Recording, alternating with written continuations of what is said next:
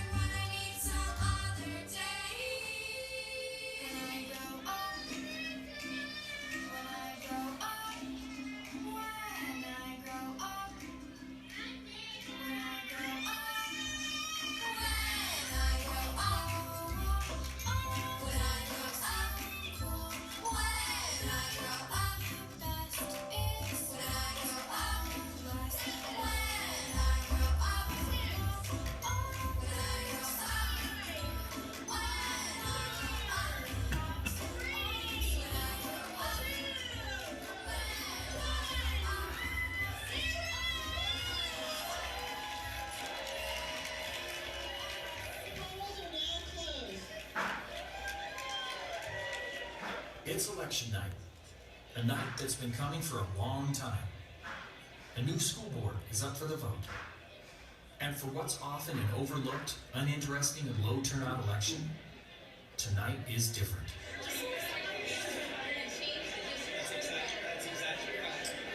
These people are my neighbors and my friends. They've been pushing back against a free market conservative school board.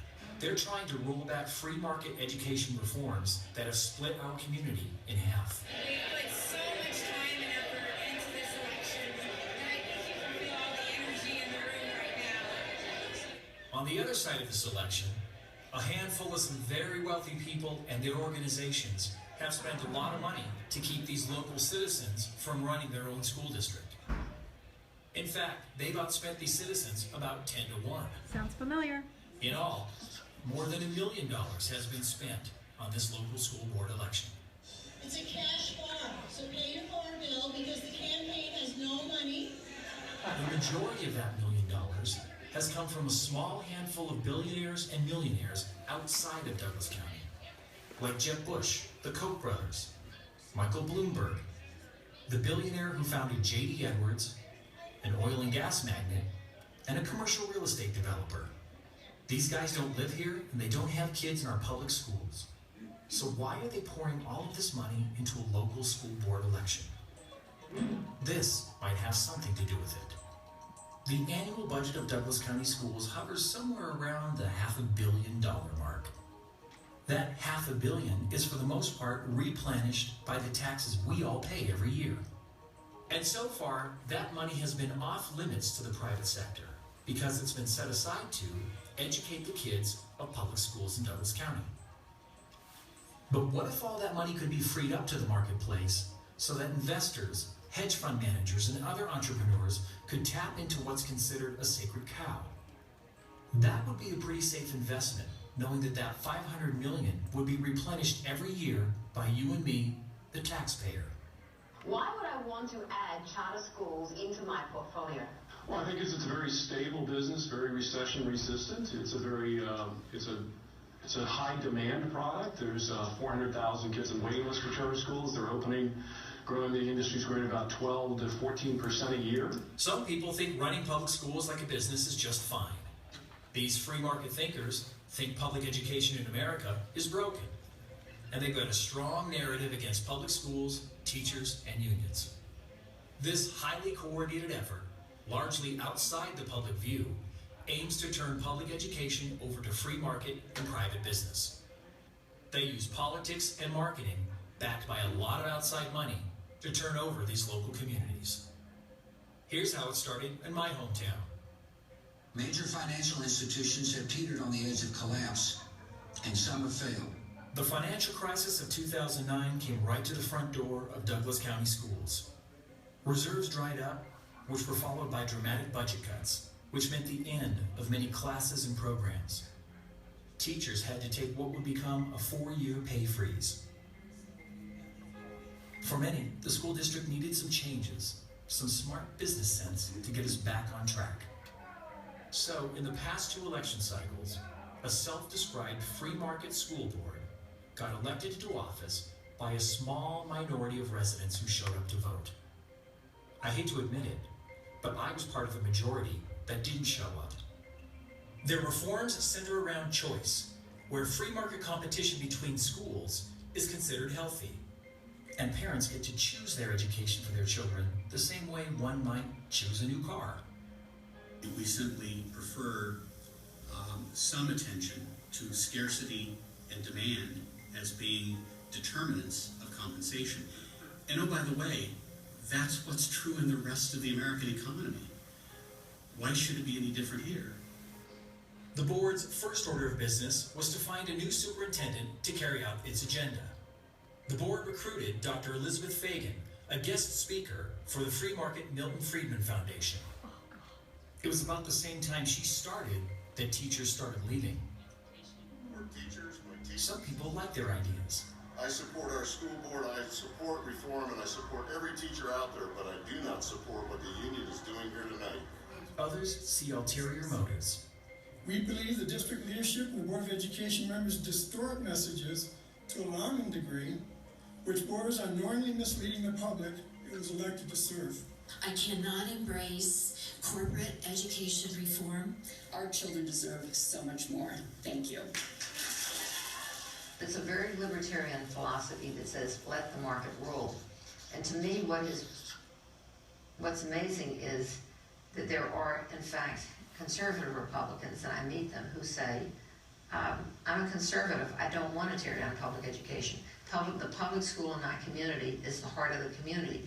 As a conservative, why would I want to tear down my own community? I always think back to a great book, actually. David Berliner and Bill wrote this book called The Manufactured Crisis, where they actually take you through how all of that data was used to spin in a certain direction to paint the picture that schools were failing. But to suggest that the system is failing such that we need to wholly drop it or transform it into a private or to give it up, right, is, I think, not supported by any sort of credible research. This idea that's propagated in the media and with policymakers in terms of public education is in a crisis or is failing. Once again, that's been around for a long time, since Sputnik, but it really started to take off in the 1980s after the release of A Nation at Risk. A Nation at Risk was a report commissioned in 1981. The report indicted the American public education system, claiming that we were on a steep downhill slide, and that future generations would pay the price.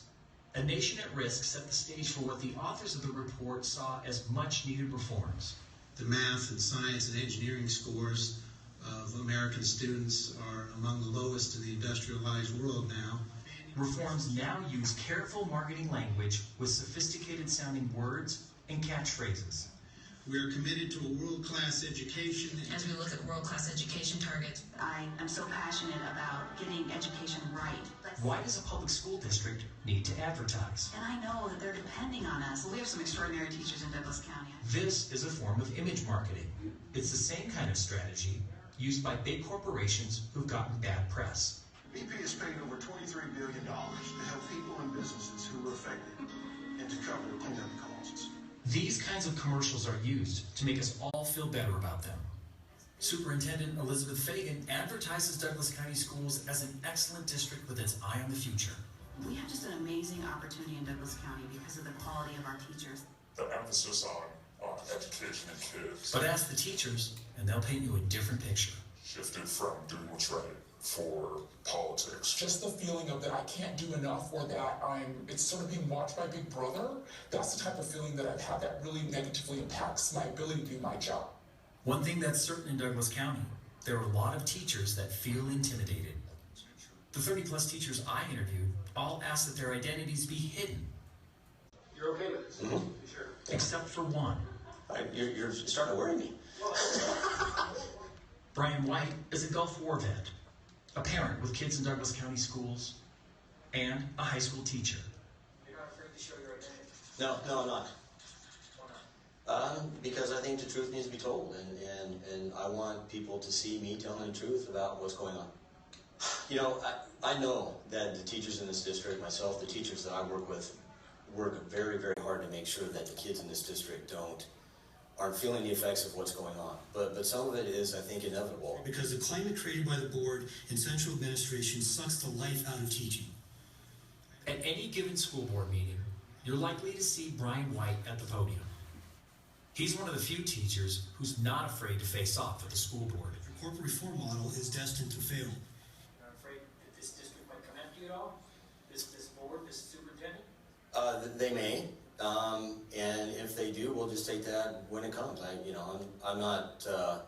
It's obviously something that I've considered, and if that happens, we'll just have to take it from there. But I have 2 kids in the school district also, and I am doing everything I can to fight for what's right for them and also for the students that I teach. I sat in a DSC meeting and watched you.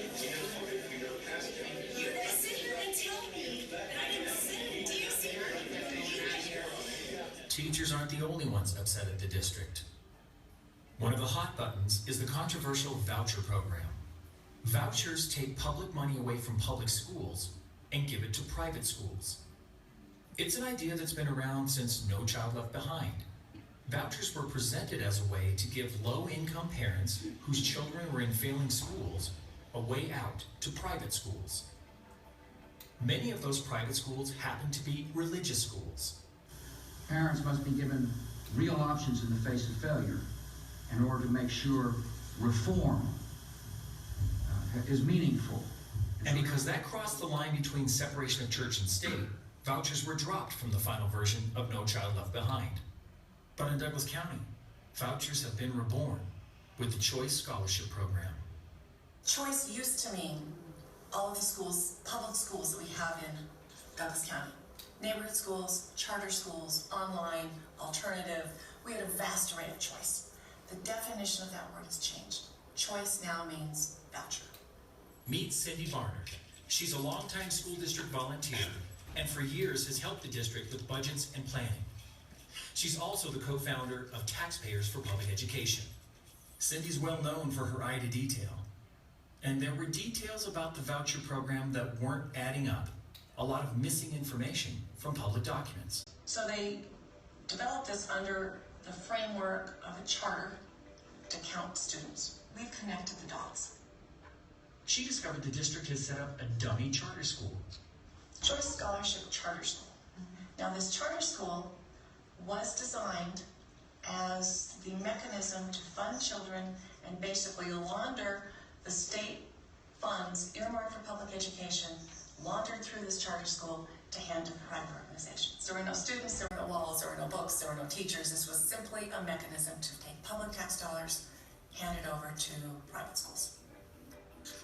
Parents who wanted a voucher for their child would simply sign up for this dummy charter school then the district wrote a check to the parent for the amount of the voucher, but the check did not get mailed directly to the parent. Instead, the district sent the check directly to the private school, and the parent actually never saw the money until they showed up to endorse this check over to the private school.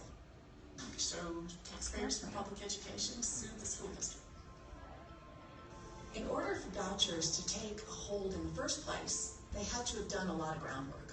Douglas County is far from a failing urban school district, and no one ever gave vouchers any thought at all. So they had to sell it with a lot of outside money.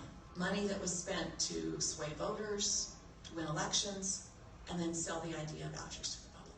I am so passionate. That feel-good television commercial, it was bought and paid for with $150,000 from the Daniels Fund, a nonprofit that supports free market education reforms. And during those past election cycles, most of the money spent came from two wealthy businessmen who had a stake in seeing vouchers succeed, Ed McVaney and Ralph Nagel. Nagel, a commercial real estate investor, had been an outspoken voice for pushing for the privatization of public schools. Nagel is a major donor for the Alliance for School Choice, a pro-reform lobby group based in Washington, D.C. Ed McVaney is the co-founder and former CEO of J.D. Edwards. He's credited with being one of the wealthiest men in America.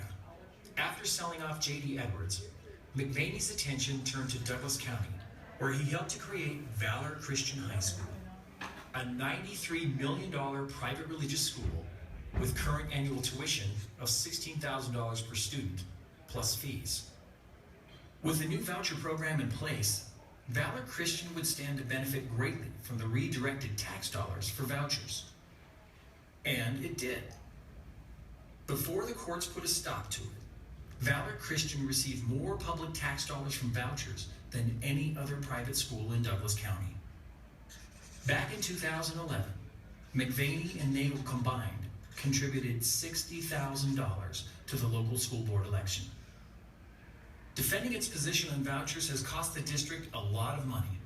Using taxpayer money to fight the case would be an ethical breach for the board. But it's an expensive case to defend. So the board has called in favors from some of its free market friends, not from Douglas County residents, but from well-known reform agenda supporters, like the Walton Family Foundation of Walmart fame. The Daniels Fund again, chipping in over $500,000. And Alex Cranberg, an oil and gas executive who founded the Alliance for Choice and donated $50,000 for the legal defense of vouchers. We have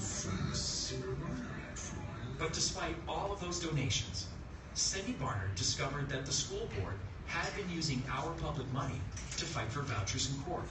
The result, $127,368. These are state and local tax dollars earmarked for the public education of our kids that are being spent elsewhere. Well, I'd just like the record to show that you are the cause of those legal expenditures. Are you seriously suggesting you sue this school district and then you complain that we have to raise private funds to defend the decisions of a democratically elected board? Mr. Carson. You are the cause of those expenditures. Mr. Carson. You are the cause. You are the cause of those expenditures. Period. Let me remind and we will defend the actions of a democratically elected board through private donations. I do not want district funds spent on a program that, as of today, has been found to be illegal and unconstitutional. Mr. Benevento, the Colorado Constitution was modeled after the Chicago's Constitution, which was written 35 years before the so-called Blaine amendments. Sit down, Mr. Comments. I don't think we have the sheriff around, but if that continues. You may come up here and speak. You bullied people? That is what you have been doing, and you expect the teachers and students to respect you. That is not okay. That is not acceptable in the least. You disgust me. You are the problem here, not the solution. Democracy does not exist. We have a board that not only ignores student results, they ignore parents, they ignore teachers. Our voices have been completely cut off. I wish people would wake up and get their heads out of the sand. It's no surprise that Cindy and others who have been asking too many questions are being shut down by the school board, while supporters get all the time they want at the podium. Well, I'm here to remind you and thank you for allowing politics to be part of what you do in this district. And they do have supporters, but no one's talking. I asked this lawmaker for an interview, but he didn't return my emails or my calls. No members of the school board, not Superintendent Fagan, not anyone on her staff, not anyone in support of reforms would agree to be interviewed on camera. And the district now pays for an armed security guard for Superintendent Fagan wherever she goes in public. Dr. Fagan, how did the meeting go? Do you have a couple of words? You know, at this point, we're not ready to schedule any interviews. I don't feel like it's the right approach for me to take to, like you said, it's just so ambiguous for me. It's not just me. Now it's becoming more and more difficult for anyone to communicate with the school board. We have given our lives to teaching. The 2-minute time limit for public comment is strongly enforced by the bell. All know that. Raising the seating limits. Experts in education that you consulted. It's becoming more and more difficult to attend public meetings. Almost half the time, this school board meets behind closed doors. Right now, just ask for your cooperation. I understand. You understand? I'm just doing my job. I'll get you whatever answers you need, all right? And I'll help you out as best I can, okay? Thank you, sir. Just have you just stand back on the meeting. And now they've made it more difficult to cover public meetings. Without warning, the district changed their media policy, confining reporters and cameras toward the back of the room, where we can only see the backs of people's heads and can't hear them speak. If you remain behind the line, you can stay. But if you cross the line... Item 24, can I get a second unit to the school board meeting? With the subject creating a disruption, being asked to leave, refusing to do so. I said this before. It's reasonable for any parent to want to know what's behind these reforms and why they're causing so much turmoil. What is unreasonable is being stonewalled to the point where instead of getting answers, break down the equipment. I'm escorted out of a public meeting surrounded by police, and then banned from all school property. Wow. I work because I love what I do, and I don't want to lose my job and lose this year with those students. And it kills me that these board members can do this, and there's no check and balance, there's no nothing to prevent them from doing things that are not in anyone's best interest but their political agenda. And it makes me feel powerless. A parent is the customer in that they pay taxes, and they should be able to take their tax dollar to a school that best fits their child's needs. Finally, after several requests, I did find a free market supporter who would talk. This is former Colorado State Senator Nancy Spence. You know, I think that schools are doing a good job. They're going to be able to retain those kids, and the kids won't be leaving. I support charter schools and the fact that some parents take their kid and the dollars go right out of the local school into the charter school. I get that, but schools have the ability to adjust their budgets to make accommodations for that. And if they don't want to and they can't do it, they better do a better job to make to make sure the parents are pleased with their product, with what's happening in that school. Or parents will take their money and go to a private school. Maybe a parent values their religious education more than they value a higher academic education at their neighborhood school. I don't know. It's a parent's choice whether they want to put their kid in a private school or not. And when it has to do with the parent's child, I think the parent ultimately ought to be able to make the decision about where their child's going to be educated and how they're going to be educated. This is a manifestation of another thing you see at the very high end of society, where people stop worrying about sanitation and police because they live in enclaves with gates, and they hire private police force and private sanitation workers. So, you know, I don't care about the quality of public services in the city of Denver. What I care about is the quality of public services in my gated community. And I'll pay for that. And not a dime of my money is going to go to take care of people where I don't benefit. This is unlike what any reform was in the past. In the past, when people wanted to reform public schools, they wanted to make them better. They wanted to have higher curriculum standards. They wanted to have better trained teachers. They wanted to end segregation. They wanted more resources. They wanted equitable resources. I mean, there were always some causes that brought people together to say, we need to improve and reform and fix our public schools. They're not good enough. We want them better. That was reform. What we have today is a group of people who have cleverly massaged the language to call themselves reformers when in fact they are destroyers. The goal is to have parents want to take their kids, this is an affluent area, out of our neighborhood schools into something different.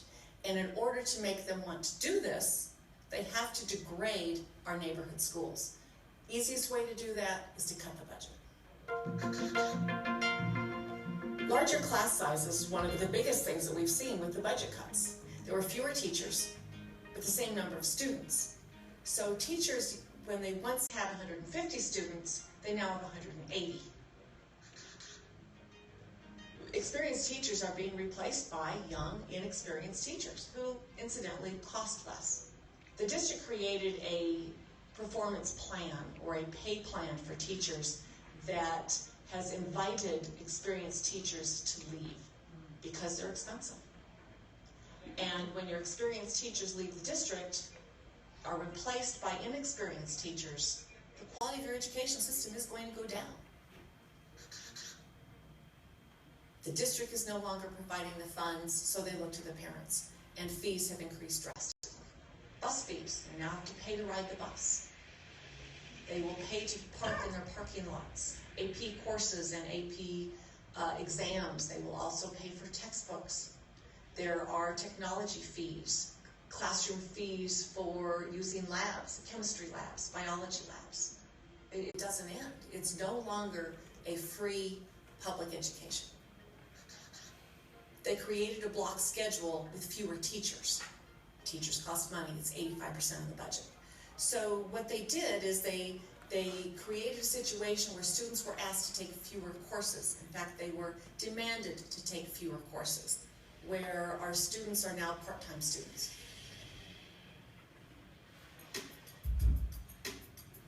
My oldest daughter, Caitlin, has been in school for less than 2 hours this morning, and I'm already picking her up.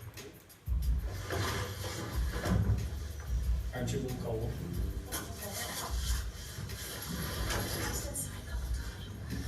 She's not coming home sick. She'll be off school for the next 2.5 hours. That schedule is her new normal. An off hour plus her lunch period.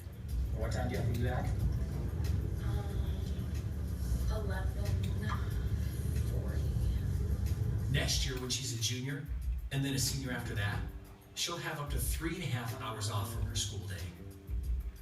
These days, fast food joints and coffee shops do great business during the middle of the school day.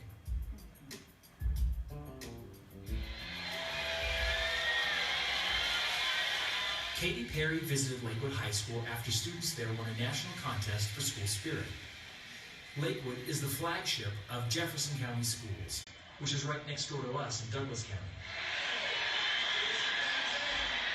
Katy Perry visited the school and performed a private concert for the kids of Lakewood High. In order to win the contest, the entire Lakewood High School student body produced a video project together. This is what a great public school can do when there is real dedication and a public community behind it. To me, it exemplified how great a public school can really be. How quickly things can change.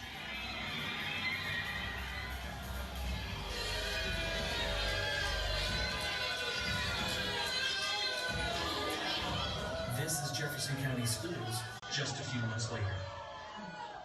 I have to leave the image because I am not trusted or respected by the board of education. As in Douglas County, a small number of voters voted in a free market majority in a low turnout election. The new majority caused a lot of controversy with many of the same reforms we've seen in Douglas County. I will be gone before the end of the month, and I just want you to know. I just want you to know how much your being here and how much our years together have meant to me. Thank you. Jefferson County Superintendent Dr. Cindy Stevenson was among the first to be pushed out in a surprise decision. And after an alleged national search for her replacement, Jefferson County's new school board chose Douglas County's second in command. Our assistant superintendent got the job as superintendent in Jeffco. This majority board has hired a board attorney behind closed doors. This district is moving in the wrong direction with this decision. I will support it.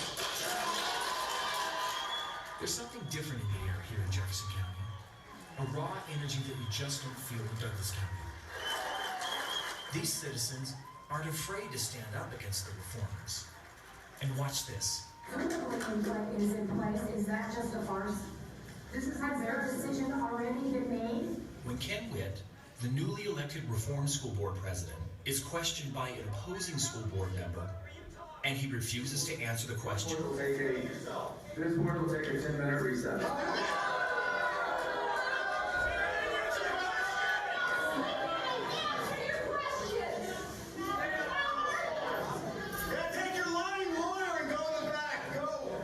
Security has requested that we adjourn the meeting. The citizens shut the whole meeting down.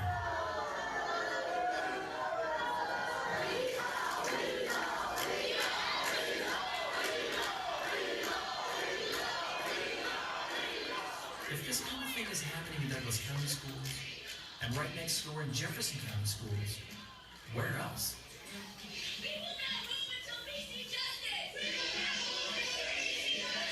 The hostile takeover of public schools is happening almost everywhere.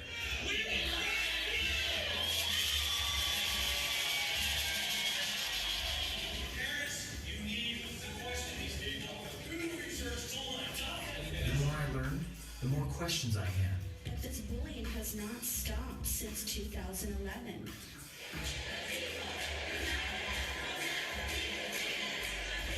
In order to get those answers, I had to leave Douglas County and see things for myself.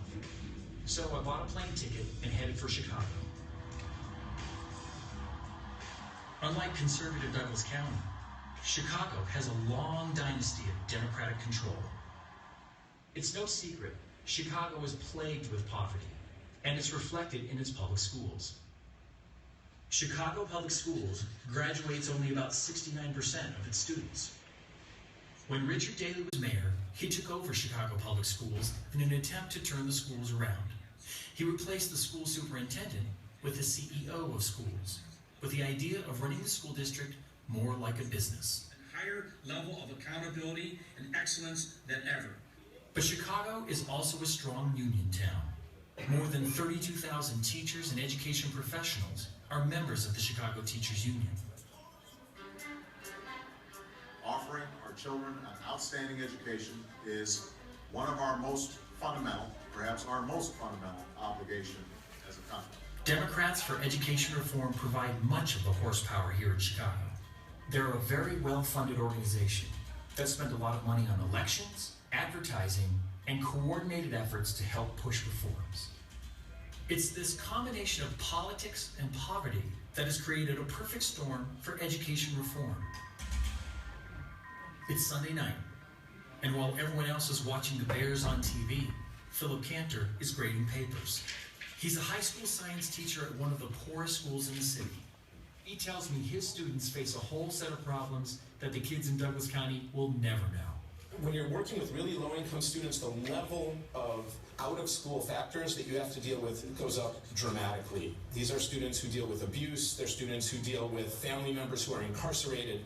At a high level, I mean, it's not one or two students. I teach 150 students. It's not one or two who have a parent in prison. It's many who have parents in prison. It's not one or two who have witnessed an incident of gun violence directly, it's many of them have witnessed it directly, and all of them have been touched by it indirectly. But there's still vast inequities, unusually high dropout rates for African American and Hispanic students, gaps in test scores. Poverty has a direct correlation. I think there's been study after study that really shows that poverty has an impact on your educational outcomes.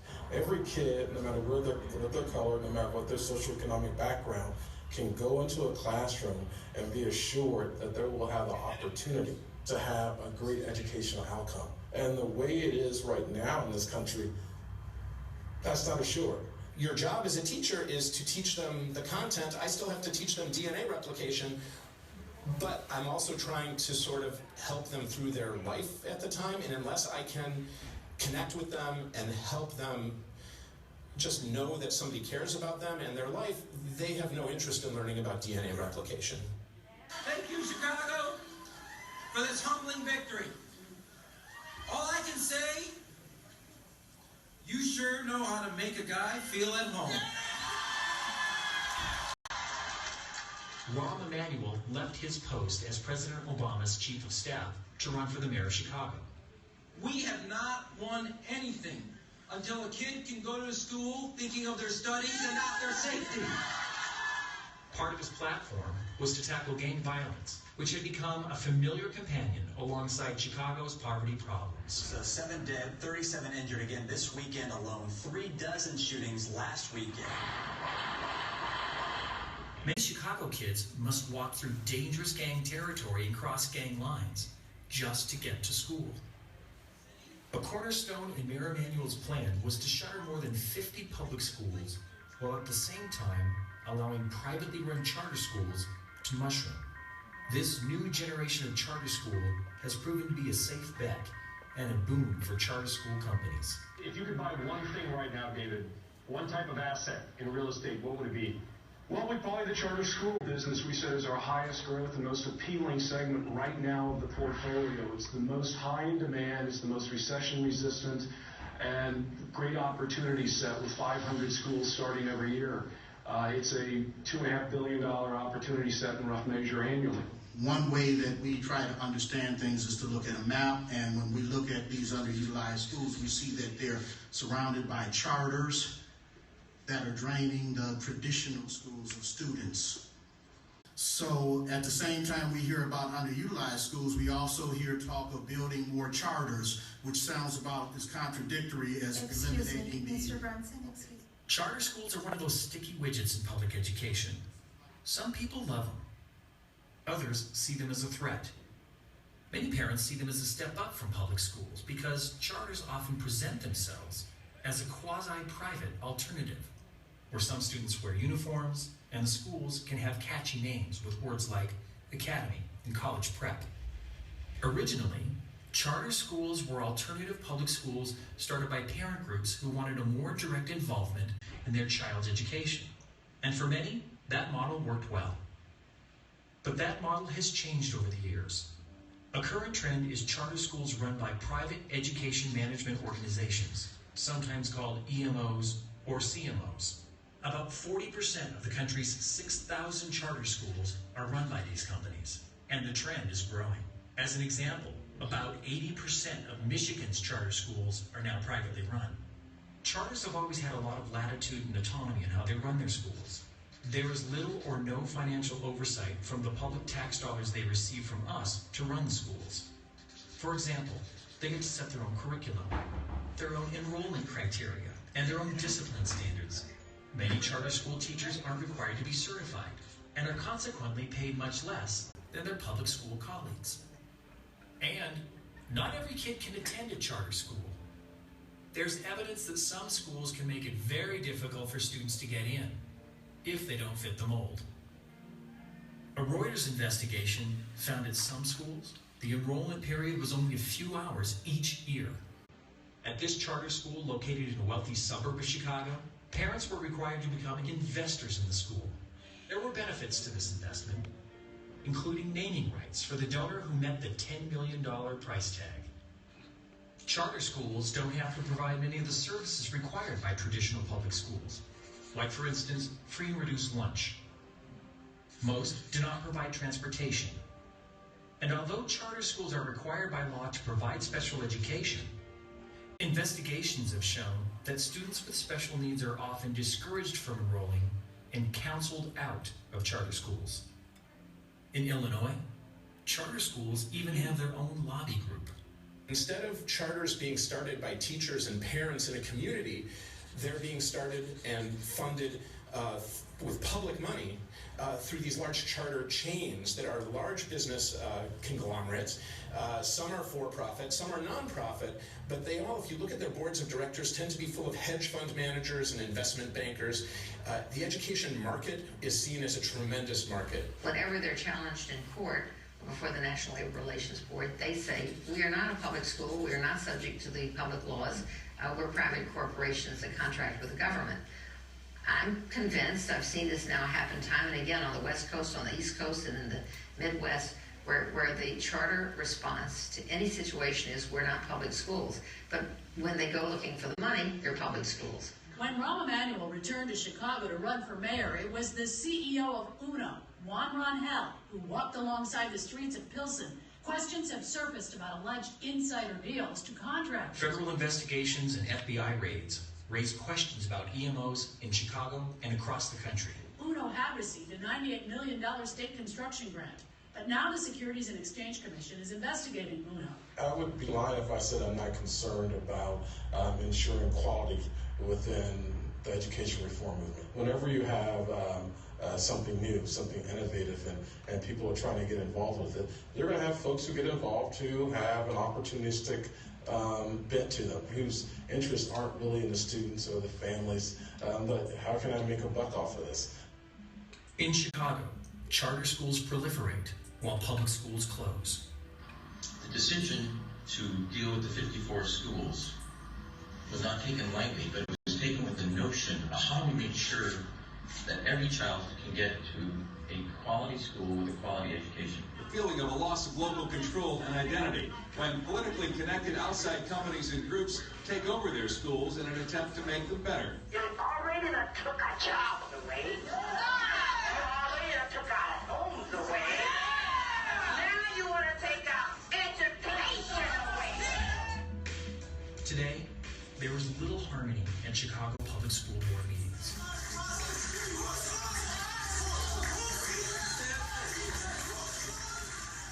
Public school students are left to fend for themselves. You are here under the thumb of Rahm Emanuel. You are here to purposefully set up our education for failure. This country has the money.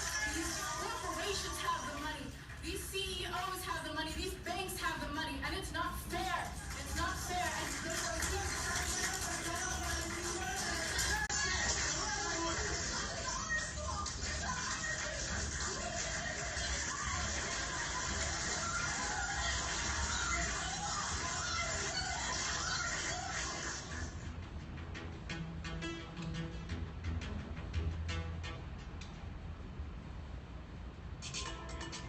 Charter schools and the whole school choice movement have flourished because of a subtle yet significant change in the language.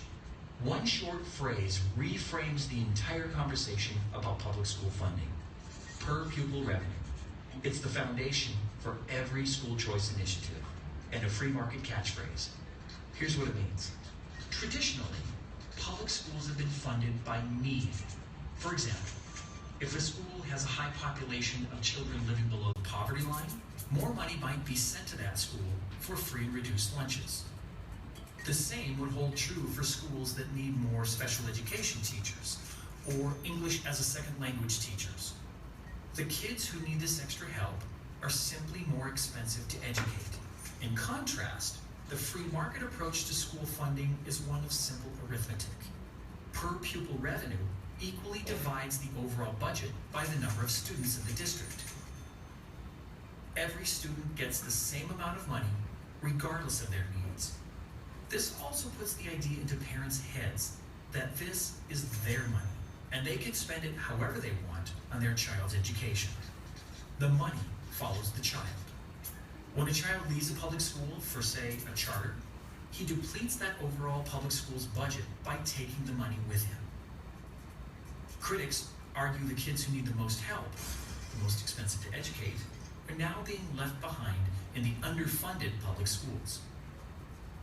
When the state allocates funds, it was never meant to say that it costs the same thing to educate every student. And any money that leaves those schools hurts our children, and it hurts the community. I took a plane to the epicenter of American education policies, Washington, D.C. And here's what I learned. No Child Left Behind has been the law of the land since 2002, when George W. Bush signed it into law. In the years since, the law has been criticized because it ties so much success or failure of a school, its teachers, and its students to the results of standardized testing. Publishing companies that support standardized tests and all of the testing materials are among the most profitable in the free market reform movement. Companies like Pearson Publishing and McGraw-Hill Education make billions of dollars every year from contracts with school districts all over the country. Both companies have enjoyed huge growth since No Child Left Behind became law. It's estimated that the testing business alone will top $1 trillion in the next few years. And we will transform our schools and colleges and universities to meet the demands of a new age. All this we can do. Back in 2009, the newly elected president wanted to make his mark on improving public education. President Obama's Secretary of Education, Arne Duncan, who, by the way, used to be the CEO of Chicago Public Schools, administers an education policy that creates a market-friendly environment for testing companies. The big emphasis of Arne Duncan was that the test scores should determine whether a teacher is effective or not effective. So if the scores go up, this is an effective teacher. If the scores are flat or go down, then it's the teacher's fault. And this is real high-stakes testing. So we've turned these scores on the test into some kind of sacred icon. This cornerstone of the Obama education policy is called the Common Core.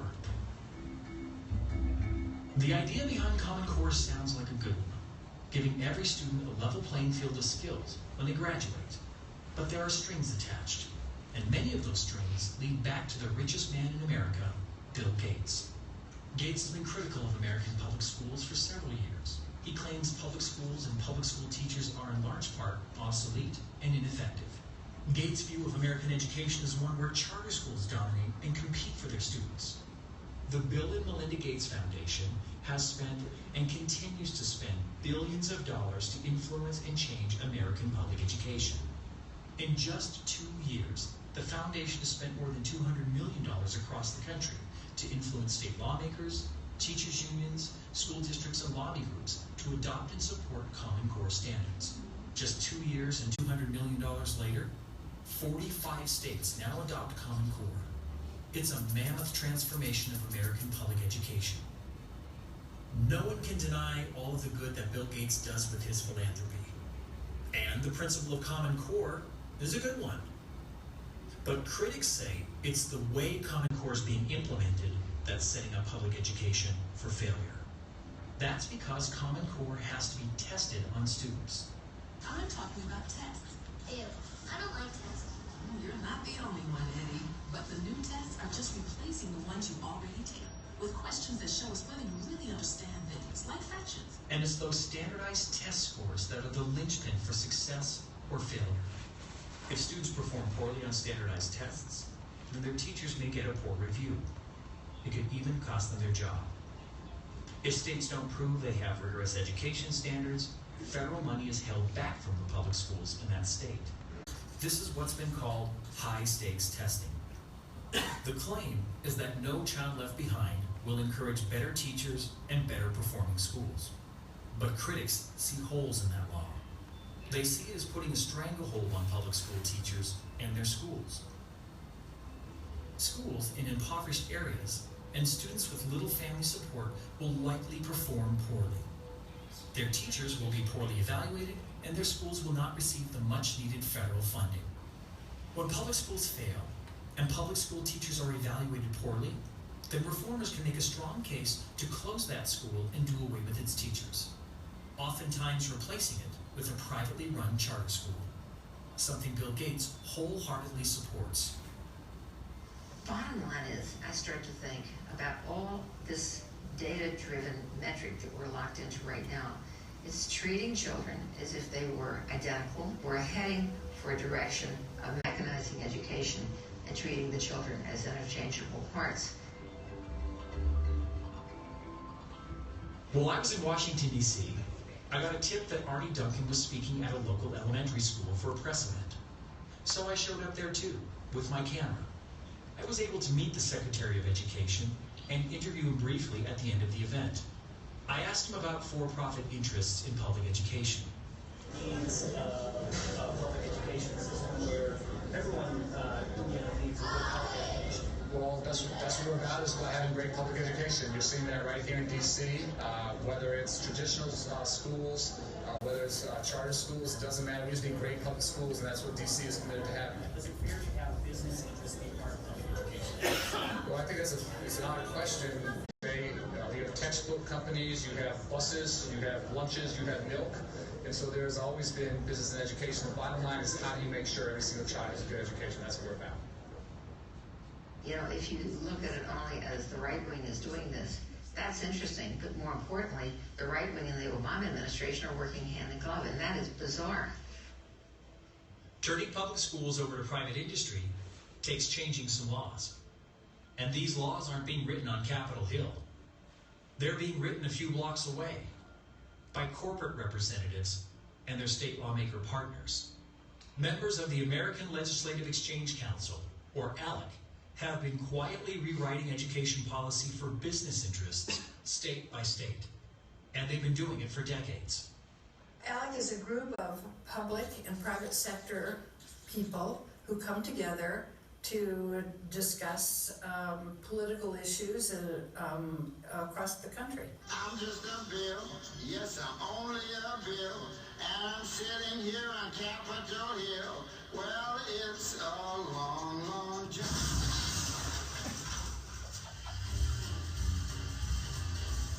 Tough break, Billy boy, but there's a new way to make laws these days. Alex the name, man. You better not have scratched the limo, pal. See, it works like this nowadays. Bunch of corporations get together and get tax write-offs for bankrolling a charity called the American Legislative Exchange Council. Sounds pretty official, huh? It might not surprise you to discover that well-funded education reforms are a national effort led by some of the biggest players in for-profit education. So now there's suddenly one big happy family. The corporations, the lobbyists, the politicians. And so without lobbyists, where would we get our information? I value the work of lobbyists. I've never been a critic of the lobbying industry. Because, boy, without them giving us information about the legislation, hello, I have information for you. For and against. How would we make decisions? When Nancy Spence was in the Colorado Senate, she gained a reputation for pushing education reform bills through the state. It was because of those bills that ALEC leadership asked Senator Spence to chair their education task force. Well, I loved it, and the reason I loved it is because I had a great deal of influence, particularly when I chaired the task force, on the direction that ALEC would take on education issues nationwide. Here's how ALEC works. Behind closed doors, corporate members meet with state lawmakers. Together, they write model free market legislation that lawmakers from every state can take back and introduce as their own bills. Corporations get to co-write your laws. Under the Education Task Force banner, ALEC's website lists more than 45 pieces of current model legislation. I chaired the task force with a woman from the private sector who was actually an executive with Connections Academy in New York. So the two of us, private sector, public sector, chaired the task force. Connections Academy, a corporate member of ALEC, is owned by Pearson Publishing. It's part of a rapidly growing industry of online schools. Online schools make money by replicating a standardized internet curriculum, selling it over and over again, and collecting a majority of per pupil revenue for every student who signs up. It's a very profitable model. Are you coming down for lunch? There's a place where kids really connect to learning. You getting hungry? Connections Academy. It's a tuition-free One of the bills that ALEC created, at the time when the corporate chair of the committee was an executive with a for-profit online vendor. And in fact, 2 of the corporate members were both for 2 different companies that were for-profit online education vendors. What they created was this model legislation, the Model Virtual Education Bill, that would allow a state to create charter schools that had no bricks and mortar, that were all online. That legislation says that a virtual school, meaning online education at your house, is paid the same amount per pupil as a school that has bricks and mortar and lunch ladies and athletic teams, student councils, heating, lighting, air conditioning, the same amount per pupil as a school that provides all of those services. And the difference is profit. The Tennessee members of the task force brought that bill back to Tennessee. It was enacted nearly verbatim. They did remember to put Tennessee in there, but nearly verbatim.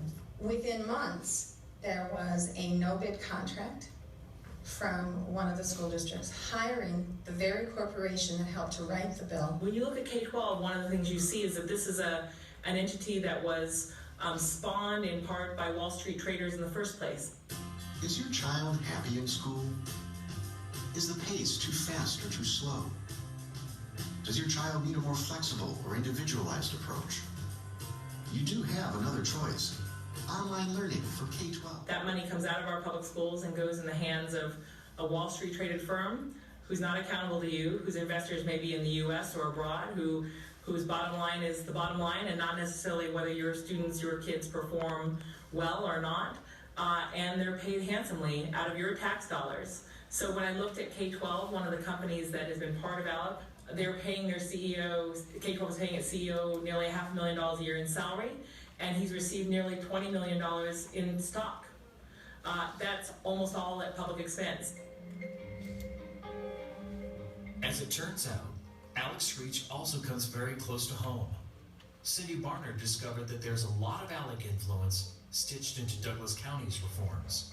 The outside influences that brought the Douglas County Choice Scholarship Program or a voucher program into Douglas County are numerous. The Independence Institute, which is a conservative think tank and ALEC member, helped to design the Douglas County voucher program. ALEC alumni Cinnamon Watson was a top-level school administrator, and during many of these reforms, Cinnamon Watson ran the communications department at Douglas County Schools. But long before her time with Douglas County, Cinnamon Watson worked for ALEC and co-wrote ALEC's guidebook on education reform. Well, I'm here to remind you and thank you for allowing politics to be part of what you do in this district. Chris Holbert, a state lawmaker, he is a member of ALEC. Perhaps the most telling evidence lies in the language of Douglas County's own Choice Scholarship Voucher Program. The language is verbatim. The endgame with ALEC's agenda, and their agenda is quite clear on education. They want to privatize and they want to dismantle our public schools. I was never a conspiracy theorist about public education until I started doing my work on ALEC. I'm in The Wizard of Oz and somebody pulled that curtain away and I'm going, really? Really? Public education may be up for sale around the country, but not everywhere.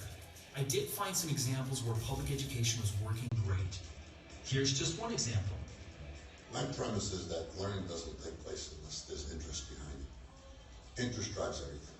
You hook on to a student's interest, they'll go any place. You'll be surprised where they can go with that. Just across the river from New York City, Hudson County Schools of Technology is part of the public school system here. But they're far from traditional. A lot of that has to do with this man. And in my school district, we pride ourselves in a culture that's really wraps around every kid. This is Frank Gargiulo, the superintendent of Hudson County Schools of Technology. Frank is well aware of the pressures that surround public education, and he's developed some pretty strong opinions about what's going on. The scores and numbers and grades are the absolute detriment to American education in the 21st century. Because American education requires creativity. It doesn't require a score.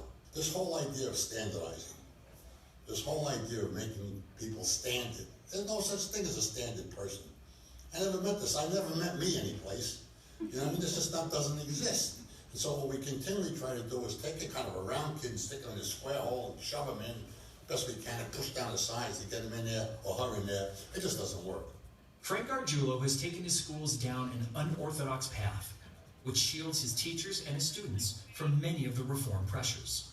One of the chemistry teachers there, who teaches all the chemistry courses, I've convinced him that no grades. Your job is to get them excited about it. They assign the grade. How do I get it to form a shape? He told me they're doing more than they have ever done.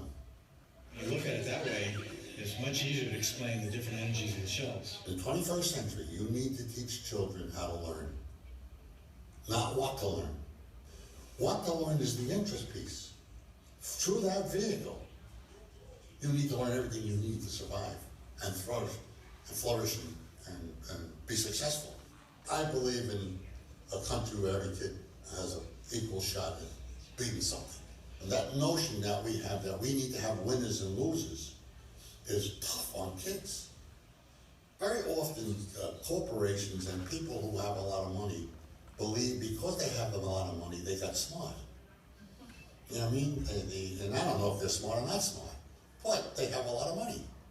And very often they come in and try to dominate a school district. Education is not a business model. It's just not. It's a different thing, but you're dealing with the brain.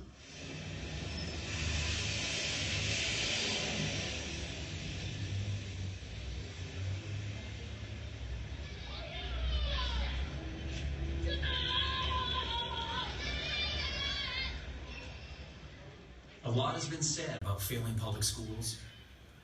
Some inner city schools like this one have been called dropout factories. I traveled to the Boyle Heights neighborhood in East Los Angeles to see for myself. After school, these kids were walking by and agreed to talk for a few minutes. I think they have no information. The main reason the school is known as a dropout factory, maybe because also the students here, they don't get sent to other schools. Like Roosevelt is the one that accepts everyone, whether you're a failure, you're homeless, you're pregnant, because every other school just rejects them. And that's why, because all the other schools reject them, their test scores always look so great. But our schools accept them. We try to help them. Our school helps us. You'd be surprised how committed the teachers are. Like I know a teacher, he's my calculus teacher. He stays after school 3 times a day. He doesn't get paid for that. He even has a family, but he's like, you know what, I'm giving an extra hour in case need help. I respect that. When we go to school, we get given a chance. When they shut down public schools, they're pretty much not even giving us a chance anymore. They're not giving us a chance anymore. Think about the kids that are actually trying. Are you gonna shut it down just because of a couple of failures? Me, I want to be a journalist.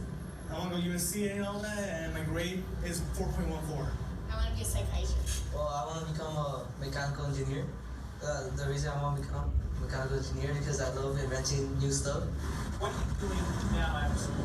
Well, we're gonna go volunteer to help the little kids in their reading and their literature. First Street Elementary School. Listen to this. Nearly 80% of New York City high school graduates have trouble. American public education sure does have its critics. They compare us to other countries who rank much higher than we do. Like, for example, Finland. And they do have a point. Finland is the highest ranked country in the world by any education standard. But think about this. Finland is not America. Essentially, it's a socialist democracy where everyone pays a lot more in taxes than we do. And teachers, they're among the most respected in Finnish society, up there with doctors and lawyers. Finland does not impose high-stakes standardized testing on its students. And Finland has a population about the size of Boston, where mostly everyone comes from the same ethnic background. We're a melting pot of cultures and extremely different political views. And this administration today, here and now, declares unconditional war on poverty in America. More than 50 years ago, President Lyndon Johnson did a lot to attack poverty head-on in the United States. But in the last half-century since then, we've not only stood still, but slipped backwards. Crisis after crisis, where we have social failure, the finger pointing begins, and it's always pointed at the public schools. The whole discussion of school reform has become a massive distraction from the real issues. The real issues in our society are, number one, we have the highest proportion of kids living in poverty of any of the advanced nations of the world, and it is getting worse. We're seeing the most dramatic income inequality in our history, and a growing number of kids in poverty, at the same time that a very tiny, tiny elite is living in unbelievable splendor. It's as though we've slid back to the age of the robber barons or the Gilded Age, when people like Bill Gates and Michelle Rhee, for example, have said, if we fix the schools first, then we can turn to poverty. That's ridiculous. Overall, results of school choice free market reforms are mixed at best. The National Education Policy Center, an academic research organization and part of the University of Colorado, released a report on online schools. The study shows that online students lag far behind their public school counterparts. A study on charter schools by Stanford University's Center for Research on Education Outcomes shows that while some charter schools perform better, many more perform about the same or slightly worse than public schools. The education research book, The Public School Advantage, shows that when private and public school students are compared side by side from similar economic backgrounds, public school students slightly outperform students from private schools. There are plenty of reports with strong claims that reforms are working, but that research is overwhelmingly paid for by reform supporters. What we do know from very good, strong research, robust research over and over again, that what it takes to succeed is to have a highly trained teacher with a rigorous curriculum and sufficient resources to implement it. That's not as sexy as saying school choice. It's not as easy, it's much more complicated and really, really messy, but that's what works. And that's where we ought to be focusing our energies, on making sure that every kid has that available to them. First of all, schools need to be more influenced by the educators instead of the politicians. We have a problem with that right now. The political spectrum is driving the schools. The educational spectrum is not. And that's a real problem, probably the #1 problem in the country today. The educators have to get back into school. Then there has to be an open dialogue. I believe that tests should be made not by Pearson and McGraw-Hill. Tests should be made by teachers. Opt out of the test. Don't take them. Keep your kids home. I've been all over the country, and I've learned a lot more than I ever expected about how public schools work. You're such amazing learners. Yep. I started asking questions because I wanted to know what was going on in my daughter's schools. So now it's time to head home. There's a big election around the corner in my hometown.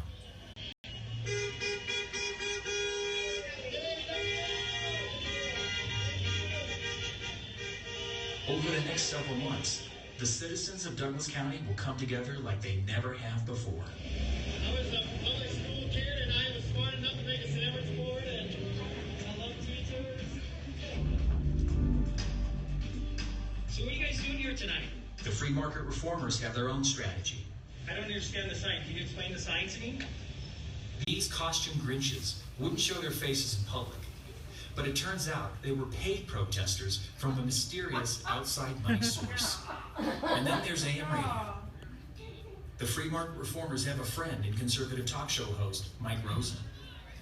But you're up against what I call women, and mostly women, who have a terminal protracted case of teacher's pet syndrome. These are nice, well-meaning, naive soccer moms. A lot will depend on your ability to get through to these well-intentioned but politically naive soccer moms about how high the stakes are here. Now, these soccer moms are mad as hell. And they're not going anywhere. They've taken over sidewalks and intersections in every corner of the county. Douglas County Schools, the best in Colorado. So why are our schools under attack? There's a power struggle over our schools. While the naive soccer moms take over the streets. the free market reformers take over the airwaves. The country's falling behind because our schools aren't keeping up. With an expensive primetime ad buy, which includes Sunday Bronco games. In a little over a month, they'll spend about $350,000 on television commercials alone. All for a local school board race. I think it's naive to say that politics is not going to be part of what goes on in public education. But deal with it. And now, the top brass in the school district have gotten into the money race. Superintendent Fagan brought in Rick Hess of the conservative American Enterprise Institute to observe and report on the district's reforms. He wrote an article called "The Most Interesting School District in America." The article was publicized by the district as an outside, objective, third-party review. But in fact, the district and its nonprofit arm paid Hess to write the article. The most interesting school district in America was published, printed, and then mass mailed to voters all over Douglas County. William Bennett, the former Secretary of Education under Ronald Reagan, who helped foster a nation at risk and is one of the founders of the K-12 Online Academy, was also added to the district's roster for paid opinions. Bennett wrote and published his own paper supporting the district and its reforms. He followed up with a live appearance and a speech in Douglas County just before the election. Both his paper and his appearance were paid for by the district's nonprofit arm. And on the other side, the teachers union has now jumped into the ring. They've dropped almost $250,000 to fight back against the reformers. Without much of a budget, an army of citizen volunteers has been going door to door to get the vote out. Good afternoon, how are you? Good. I'm good. I'm sorry about it. My name is Brian. I got walking today. Brian White is looking to break an all-time endurance record. This school board race is being watched by people around the country. They poured in tons of money from outside the school district. The other four are outside.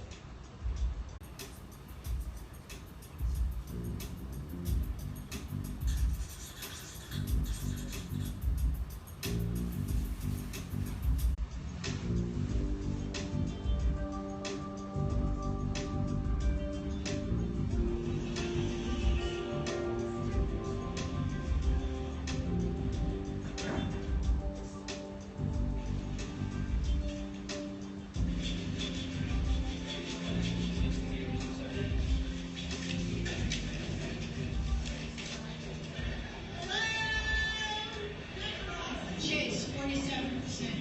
Geddes, 52. Kine, 48. Reynolds, 51. Hodges, 48. Dougie Boyd, 51. Schulte, 46. Megan, 53.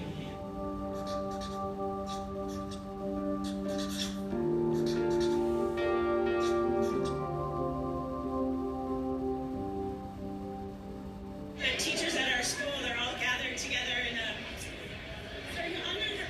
They just keep saying that they're not going to come into school tomorrow. And they're just so sad that the community has spoken like this. So we're just sad for our teachers right now. That's why we all got involved in this.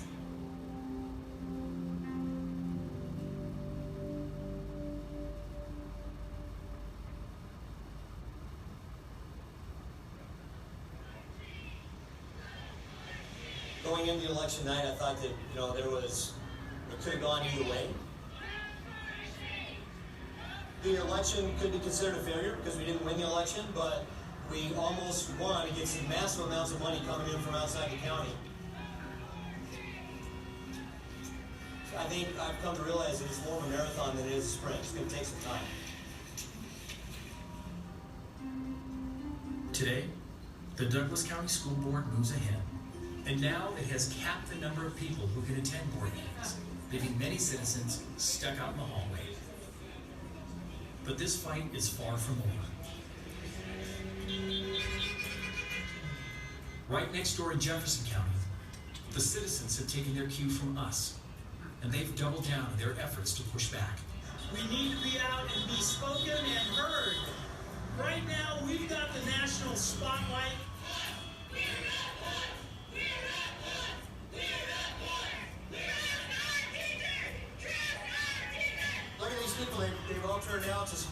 schools support their kids. Teachers are standing up against what's going on in Jefferson County. They're walking out of schools, and that draws national attention. Since Friday, over 1,000 Jefferson County students from 15 schools have taken part in walkouts. We believe that this issue is so important that it needed to be brought to the streets. As a result, their board has halted and even backtracked on many of their reform plans. Well, they're taking actions that cause people to be aware of what's going on. It makes them aware of what's happening. They start asking questions, and that's what we want is people to ask questions. This is a teacher unit-based walkout. That is just not true, sir. You don't even know what the 8 changes are about. We weren't quite aggressive enough, in my opinion, to put an end to this, and they're being much more aggressive. And I think a lot of that has to do with the fact that they learned from the mistakes that we made in Douglas County. And we're a community that likes to stand up for what we believe in. So I think civil disobedience is part of our culture, part of our history, and part of what has made this country outstanding, part of what's made this country what it is. You know, I really believe that even in Douglas County, the tide is beginning to turn. People are beginning to take notice of what's going on. It's just taken a little longer, I think, partly because we didn't take as many aggressive actions as we should have. Teachers that are willing to take aggressive action, students that are willing to take aggressive action. It's all about standing up for what's right. And I think that's what it's going to take.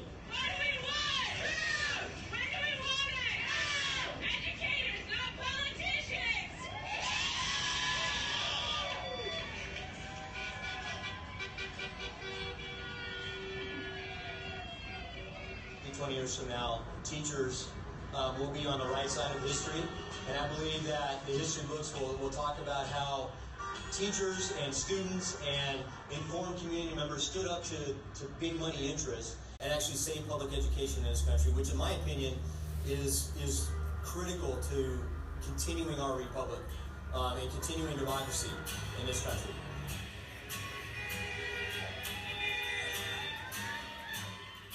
It's not over till it's over.